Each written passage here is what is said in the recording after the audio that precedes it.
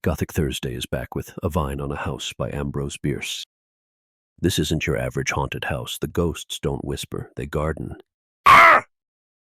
About 3 miles from the little town of Norton in Missouri, on the road leading to Maysville, stands an old house that was last occupied by a family named Harding. Since 1886, no one has lived in it, nor is anyone likely to live in it again. Time and the disfavor of persons dwelling thereabout are converting it into a rather picturesque ruin. An observer unacquainted with its history would hardly put it into the category of haunted houses, yet in all the region round such is its evil reputation. Its windows are without glass, its doorways without doors. There are wide breaches in the shingle roof, and for lack of paint, the weatherboarding is a dun gray. But these unfailing signs of the supernatural are partly concealed and greatly softened by the abundant foliage of a large vine overrunning the entire structure. This vine, of a species which no botanist has ever been able to name, has an important part in the story of the house.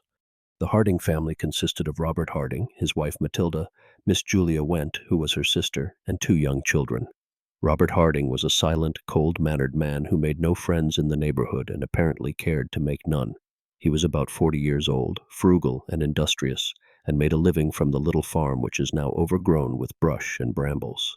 He and his sister-in-law were rather tabooed by their neighbors, who seemed to think that they were seen too frequently together. Not entirely their fault, for at these times they evidently did not challenge observation. The moral code of rural Missouri is stern and exacting. Mrs. Harding was a gentle, sad-eyed woman, lacking a left foot. At some time in 1884 it became known that she had gone to visit her mother in Iowa. That was what her husband said in reply to inquiries, and his manner of saying it did not encourage further questioning. She never came back, and 2 years later, without selling his farm or anything that was his, or appointing an agent to look after his interests, or removing his household goods, Harding, with the rest of the family, left the country. Nobody knew whither he went. Nobody at that time cared. Naturally, whatever was movable about the place soon disappeared, and the deserted house became haunted in the manner of its kind. One summer evening, 4 or 5 years later, the Reverend J. Gruber of Norton and a Maysville attorney named Hyatt met on horseback in front of the Harding place. Having business matters to discuss, they hitched their animals and going to the house sat on the porch to talk. Some humorous reference to the somber reputation of the place was made and forgotten as soon as uttered, and they talked of their business affairs until it grew almost dark. The evening was oppressively warm, the air stagnant. Presently both men started from their seats in surprise.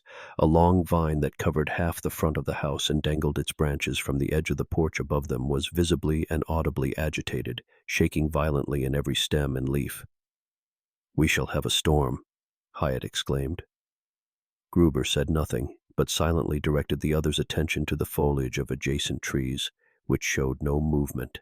Even the delicate tips of the boughs silhouetted against the clear sky were motionless. They hastily passed down the steps to what had been a lawn, and looked upward at the vine, whose entire length was now visible. It continued in violent agitation, yet they could discern no disturbing cause.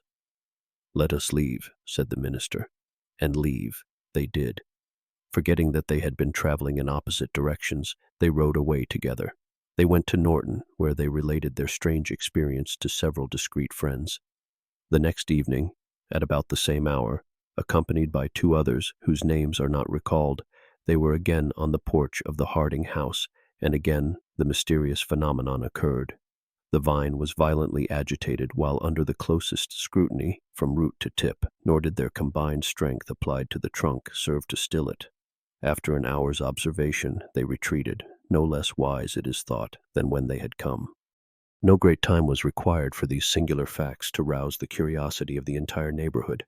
By day and by night, crowds of persons assembled at the Harding house, seeking a sign. It does not appear that any found it, yet so credible were the witnesses mentioned that none doubted the reality of the manifestations to which they testified. By either a happy inspiration or some destructive design, it was one day proposed, nobody appeared to know from whom the suggestion came, to dig up the vine and after a good deal of debate, this was done. Nothing was found but the root, yet nothing could have been more strange. For 5 or 6 feet from the trunk, which had at the surface of the ground a diameter of several inches, it ran downward, single and straight, into a loose, friable earth. Then it divided and subdivided into rootlets, fibers, and filaments, most curiously interwoven. When carefully freed from soil, they showed a singular formation. In their ramifications and doublings back upon themselves, they made a compact network, having in size and shape an amazing resemblance to the human figure. Head, trunk, and limbs were there. Even the fingers and toes were distinctly defined, and many professed to see in the distribution and arrangement of the fibers, in the globular mass representing the head, a grotesque suggestion of a face. The figure was horizontal. The smaller roots had begun to unite at the breast. In point of resemblance to the human form, this image was imperfect. At about 10 inches from one of the knees, the cilia forming that leg had abruptly doubled backward and inward upon their course of growth. The figure lacked the left foot. There was but one inference, the obvious one. But in the ensuing excitement, as many courses of action were proposed, as there were incapable counselors. The matter was settled by the sheriff of the county, who, as the lawful custodian of the abandoned estate, ordered the root replaced, and the excavation filled with the earth that had been removed. Later inquiry brought out only one fact of relevancy and significance. Mrs. Harding had never visited her relatives in Iowa, nor did they know that she was supposed to have done so. Of Robert Harding and the rest of his family nothing is known. The house retains its evil reputation, but the replanted vine is as orderly and well-behaved a vegetable as a nervous person could wish to sit under of a pleasant night, when the katydids grate out their immemorial revelation, and the distant whippoorwill signifies his notion of war.